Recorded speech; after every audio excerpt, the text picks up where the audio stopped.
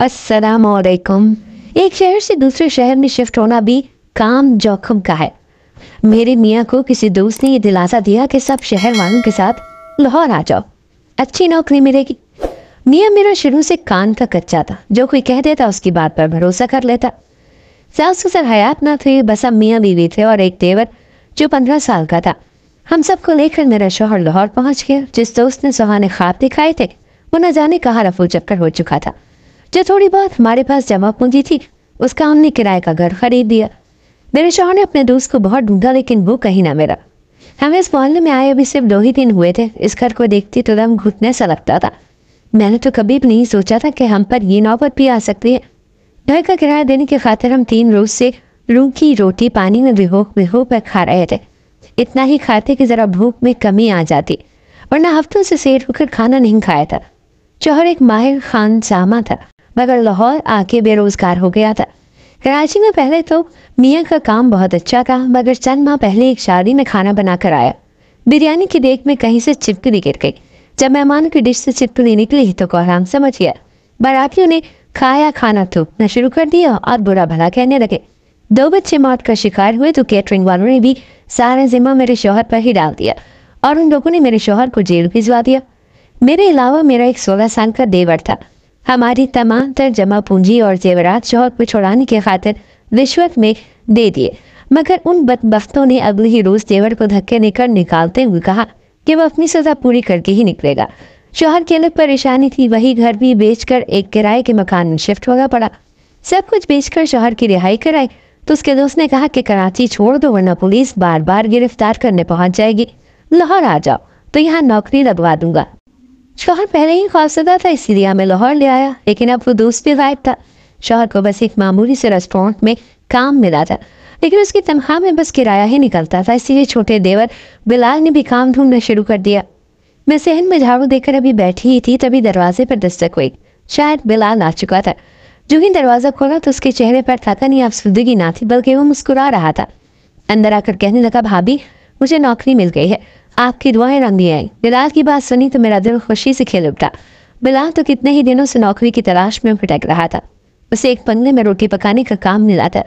वो यहीं का एक सेठ था जो बहुत अमीर था। बिलाल तो वैसे भी अपने भाई की तरह खाने पीने की हर चीज़ बड़ी ही लजीज बनाया करता था। मैंने खुदा की ज़ात का शुक्र अदा किया। अगले ही रोज से बिलाल की नौकरी शुरू हो गई। वो सुबह सुबह फजर की नमाज अदा करने के बाद घर से चला जाया करता था और रात के खाने के बाद ही लौटा करता था।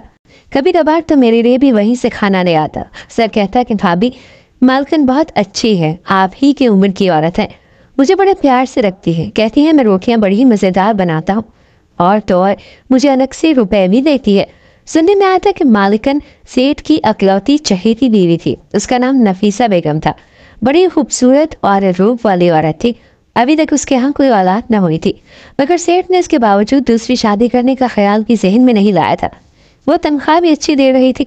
बिलाल खुश था, मैं भी मुतमईन थी। बस एक ही सोच बार बार जहन में आ रही थी, मगर कई रोज से बिलाल से बात करते हुए कतरा रही थी। उस रात जब बिलाल घर आया तो काफ़ी थका हुआ लग रहा था।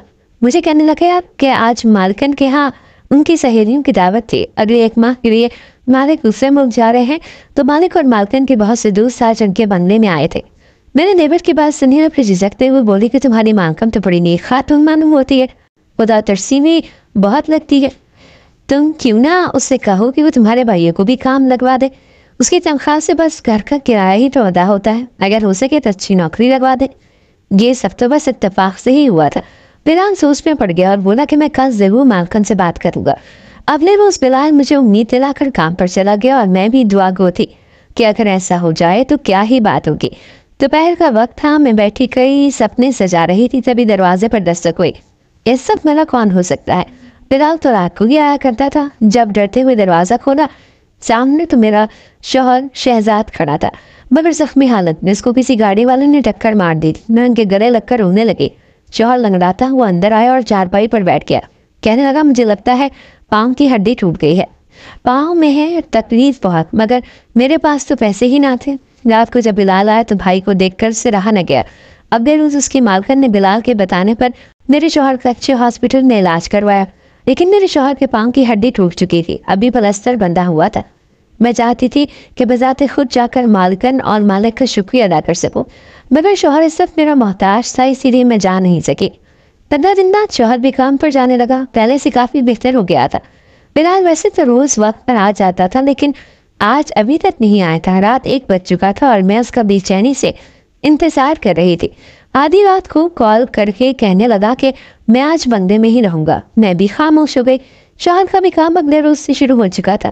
اس دن جب دیور واپس آئے تو اس کے چہرے پر ذرا بھی مسکراہٹ نہیں تھی۔ اس نے اپنی جیب سے نوٹ نکال کر میرے ہاتھ پر رکھ دیے۔ کہنے لگا بھابی یہ لیں، گھر کا خرچ چلا، مجھے تنخواہ مل گئی ہے۔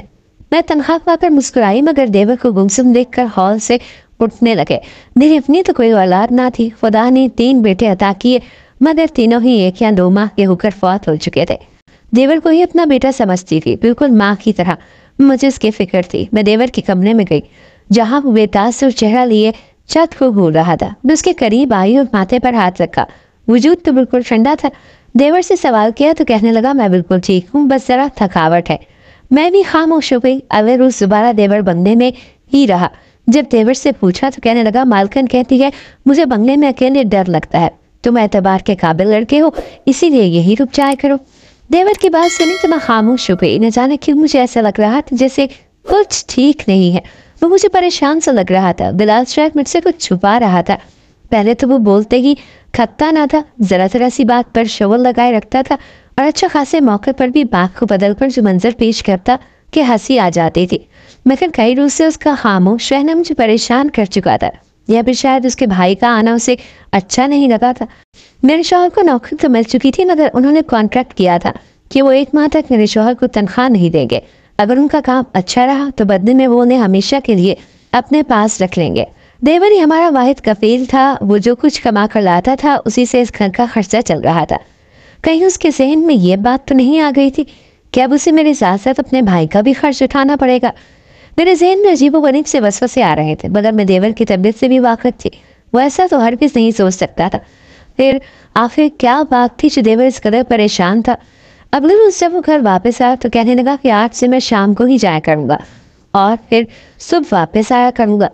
میں چونک کر دیور کو دیکھنے لگی۔ مجھے یوں دیکھتا پا کر دیور نظریں چرانے لگا۔ میں کہنے لگی تم تو روٹیاں بنایا کرتے تھے، کیا مالکن نے تمہاری ڈیوٹی بدل دی ہے جو اب تم راتوں کو جایا کرو گے؟ دیور خاموش ہو گیا اور مجھ سے کچھ نہ بولا۔ میں اس کے پاس پھر اس کے سر میں ہاتھ پھیر کر کہنے لگی کیا بات ہے بلال، تم کافی دنوں سے پریشان لگ رہے ہو، کچھ مسئلہ ہے تو مجھے بتاؤ۔ کیا کوئی پریشانی ہے وہاں پر؟ کام کرنے والے تمہیں کیا تنگ کرتے ہیں یا مالکن بہت سختی کرتی ہے؟ بلال نے گہری سانس لی اور پھر کہنے لگا کہ نہیں ایسی کوئی بات نہیں ہے بھابی، میں بالکل ٹھیک ہوں۔ یہ کہہ کر وہ دوبارہ یا تو کمرے میں چلا جاتا یا یوں ہی سوچوں میں گم بیٹھا رہتا۔ چہرے پر زردی آتی جا رہی تھی، کھانا بھی وہ ٹھیک سے نہیں کھا رہا تھا۔ اکثر میں تنگ کر کے کہتی کہ لگتا ہے بنگلے کا اچھا کھانا تمہیں راس آ گیا ہے، اسی لیے بھابی کے ہاتھ کی بنی ہوئی پھیکی سی دال تمہیں اب اچھی نہیں لگتی۔ تو بلال ہلکا سا مسکرا کر بات کی نفی کر دیا کرتا۔ دیور کی حالت مجھے پریشان کر رہی تھی۔ شوہر تو ویسے ہی شہر میں ایک بڑے ریسٹورانٹ میں کام کر رہا تھا۔ مجھے دیور کی فکر ہونے لگی۔ مجھے کئی وسوسے آ رہے تھے، آخر مالکن سے آدھی رات کو اپنے پاس کیوں رکھ رہی تھی؟ میں نے فیصلہ کیا کہ میں اس معاملے کی تہ تک جا کر رہوں گی۔ اگلے روز دیور گھر آیا تو میں اس کے پاس چلی آئی اور بولی کہ آج تم گھر میں ہی رہو، آج روٹی بنانی میں جاؤں گی۔ دیور نے جب یہ سنا تو اس کا رنگ سرخ ہونے لگا۔ وہ بوکھلائے ہوئے انداز میں کہنے لگا نہیں نہیں، آپ کیسے جا سکتی ہیں، یہ کام تو میرا ہے۔ میں دیور کو مسکرا کر بولی روٹیاں ہی تو بنانی ہے نا، اس میں کون سا مشکل کام ہے؟ تم سے تو اچھی روٹیاں ویسے بھی میں بنا ہی لیتی ہوں، بالکل گول اور نرم روٹی۔ دیور نے سنا تو خاموش ہو گیا، مگر مجھے لگتا تھا جیسے وہاں پر جانے سے مجھے روک رہا ہو۔ کہنے لگا کہ بھابی آپ مت جائے ورنہ مالکن غصہ کریں گی، مگر میں نے اس کی ایک نہ سنی اور اسے بولی کہ تم یہی رہو، میرا بھی فرض بنتا ہے کہ تمہارے ساتھ گھر کا خرچ چلاؤ، اس بہانے مالکن کا شکریہ بھی ادا کر لوں گی۔ بلال سر جھکائے وہیں بیٹھ گیا۔ میں جانتی تھی کہ میں نے اگر کچھ پوچھا تو وہ میرا لحاظ رکھتے ہوئے مجھے کچھ بھی نہیں بتائے گا۔ یہی سوچ کر اس روز میں نے دیور کے کپڑے پہنے اور روٹی بنانے کے لیے چلی گئی۔ میں نے اپنا ہلیہ بالکل مردانہ کر لیا تھا۔ دیور کے کپڑے پہن کر سر پر بالوں کا چوڑا بنا کر ٹوپی پہن لی تھی۔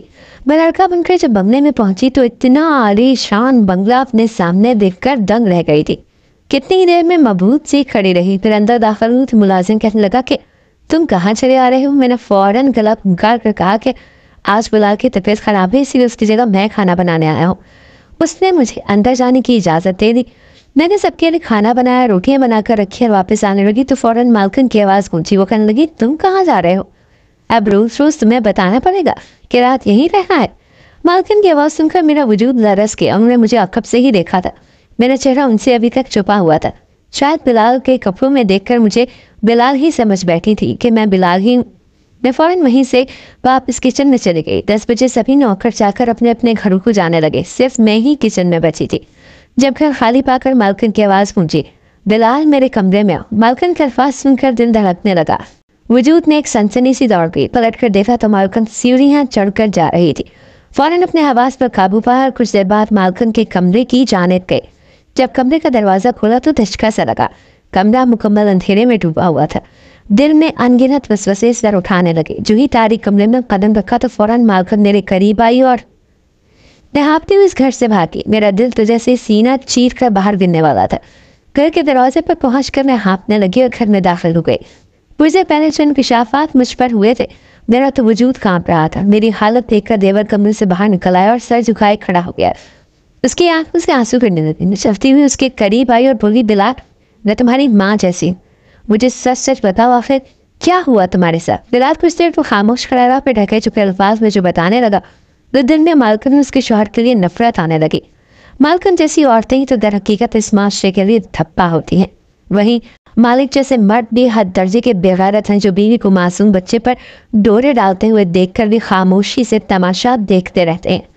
مالکن کا دل تو میرے تیور پر آ چکا تھا۔ اس روز جب اس نے بھائی کے علاج کی بات کی تو مالکن نے بدلے میں اس سے جو فرمائش کی وہ مجبوراً بلال پوری کر رہا تھا۔ بولا تھا، زیادہ سمجھ نہیں رکھتا تھا، اس خاطر بول کر بتا نہ سکا۔ مجھے بتاتے ہوئے پھوٹ پھوٹ کر رونے لگا کہ میں نے اپنی رضا سے یہ گناہ نہیں کیا۔ میں دیور کو چپ کروانے لگی، مجھے اس پر بھروسہ تھا۔ اگلے روز میں نے اس عورت کے خلاف پولیس میں کمپلین کروائی۔ پولیس اسے گرفتار کر چکی تھی۔ وہ کہنے لگی میں جھوٹ بول رہی، لیکن اس بات کی گواہی اس کے گھر کے دوسرے ملازمین نے بھی تھی، تو اسے سزا سے کوئی نہیں بچا سکا۔ اس کے بعد ہم لوگ واپس کراچی چلے آئے، جہاں شوہر نوکری کرتا تھا وہیں بلال کو بھی ایک ٹیکسٹائل انڈسٹری میں نوکری مل گئی۔ اس واقعے کو کافی سال گزر گئے، بلال کی شادی بھی ہو چکی ہے، لیکن میں اب بھی جب یہ سوچتی ہوں کہ ایسے بھی دیور ہوتے، بلال نے ہماری خاطر ہر قسم کی قربانی دے ڈالی تھی۔ اگر کہانی اچھی لگی ہو تو ویڈیو کو لائک کرو، مزید اس طرح ویڈیو دیکھنے کے لیے ہمارے چینل کو سبسکرائب کریں۔ ملتے ہیں اگلی ویڈیو میں، اللہ حافظ۔